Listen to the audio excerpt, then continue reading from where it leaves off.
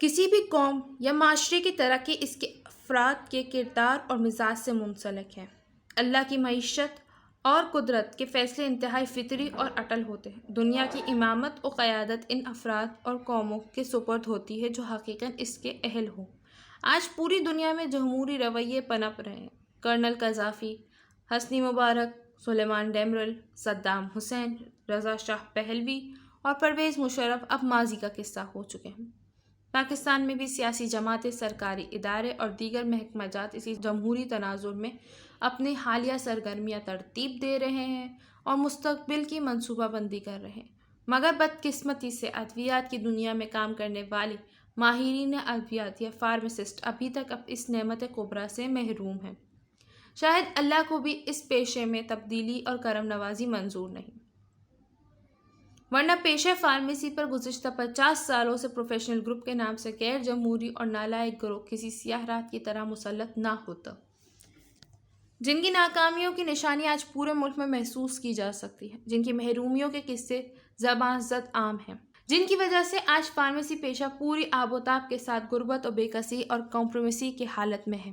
اب جبکہ یہ بددیانت گروہ پاکستان فارماسسٹ ایسوسی ایشن کے اسباب اور نام کا ناجائز استعمال کرتے ہوئے 18ویں بین الاقوامی کانفرنس میلہ کا کامیاب ڈرامہ برپا کر چکے، فارماسسٹ برادری پر اپنی دھاک بٹھانے کی کوشش میں ناکام ہو چکے، اپنا انتخابی دورانیہ گزشتہ 2 سال سے ختم ہو جانے کے باوجود بڑی ڈھٹائی سے ایسوسی ایشن کے تقریباً 4 ملین روپے بھی ناجائز خرچ کر چکے اور انتہائی بے شرمی کے ساتھ اس نے اپنی عظیم فتح کا ڈھنڈورا بھی پیٹ چکے، اب فارماسسٹ برادری اس کانفرنس کی افادیت، نتائج اور حصول مقصد میں کامیاب کا سوال کرنے کا حق رکھتی ہے، جس کا یقیناً ان کے پاس کوئی جواب نہیں ہے۔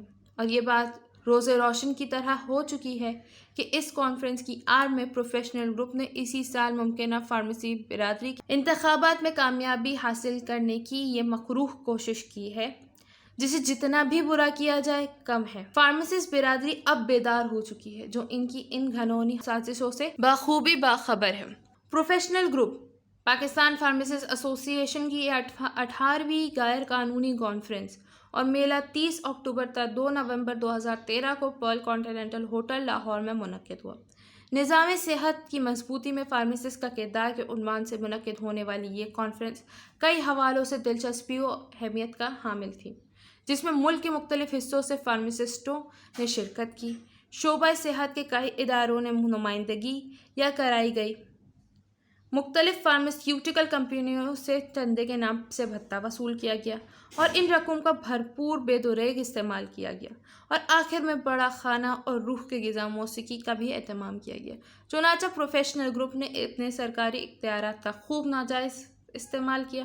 فارمیسی کونسل کی وساطت سے کچھ غیر سرکاری فارمیسی کا تعلیمی اداروں سے فارمیسی کے طلباء کو شرکت پر مجبور کر کے پوری قوم اور خصوصاً فارماسسٹ برادری کے ساتھ گھٹیا مذاق کیا۔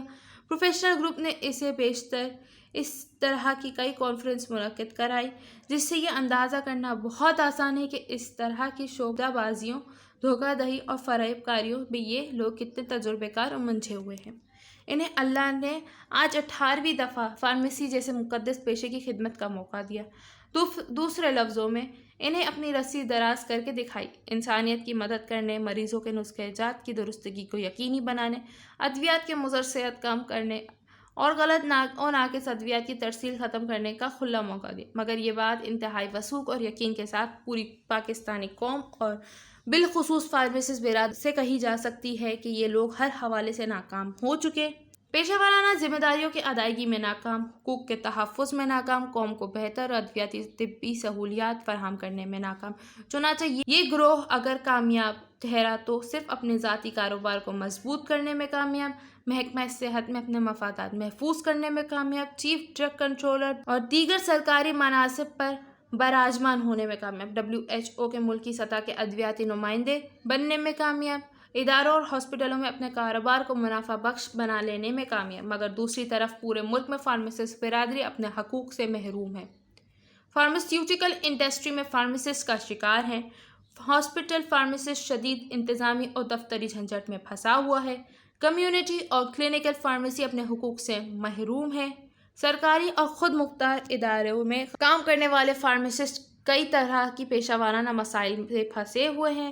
ان مشکل اور گھمبیر پیشہ ورانہ حالات میں یہ غیر قانونی کانفرنس انجام کو پہنچی۔ حالانکہ پروفیشنل گروپ کو پاکستان فارماسسٹ ایسوسی ایشن کے نام سے ایسا کرنے کا کوئی قانونی، اخلاقی اور شرعی حق نہ تھا۔ ان کے خلاف اسلام آباد ہائی کورٹ میں اس سلسلے میں ایک کیس بھی زیر سماعت ہے، لیکن پھر بھی ڈھوس دھاندلی اور غنڈہ گردی کی بنیاد پر اس غیر قانونی کانفرنس کا انعقاد ہوا، اور یقیناً فارماسسٹ برادری اب پروفیشنل گروپ سے یہ سوالات کرنے کا بھرپور استحقاق رکھتی ہے۔ کیا اب ڈرگ رول 2007 کا نفاذ ہو جائے گا؟ کیا اب حافظ صدیق سیفی جیسے ہنرمند، ذہین اور محنتی فارماسسٹوں کے دکھ کم ہو جائیں گے؟ کیا اب نظام صحت میں بین الاقوامی اداروں اور WHO کا مجوزہ فارمیسی کا تنظیمی ڈھانچہ تشکیل پایا جائے گا؟ ہسپتالوں اور طبی مراکز میں زہر کے مراکز، ادویات کے مضر اثرات ختم کرنے اور انسانی وجود پر ادویاتی اثرات کے مراکز بن جائیں گے؟ کیا اب ڈرگ سیل لائسنس صرف فارماسسٹ ہی کو جاری ہوا کریں گے؟ کیا اب فارماسسٹوں کو آزاد خود مختار ادارہ بن جائے گا؟ کیا اب ملک کے تمام فارماسسٹوں کو ملازمتی تحفظ حاصل ہو جائے گا؟ کیا اب تمام فارماسسٹوں کی بنیادی تنخواہ سرکاری افسر کے برابر ہو جائے گی؟ کیا اب تمام تر ہاسپٹلوں میں بین الاقوامی اداروں اور WHO کے تجویز کے مطابق ہر شعبہ اور ہر وارڈ میں فارماسسٹ تعینات کیے جائیں گے؟ کیا اب فارماسسٹ کو تمام ملکی اور غیر ملکی ادویات سے متعلق منصوبوں اور اداروں، مثلاً ڈاٹس، ملیر یا control programme, national TB programme وغیرہ میں ذمہ داریاں سونپی جائیں گی؟ کیا اب کوئی MS ہاسپٹل فارماسسٹ کو انتظامی اور دفتری کام کی بجائے ادویاتی اور طبی کام کرنے سے نہیں روکے گا؟ کیا اب کوئی EDO یا DDO کسی ڈرگ کنٹرولر کے منصفانہ فرائض کے انجام دہی میں رکاوٹ نہیں بنے گا؟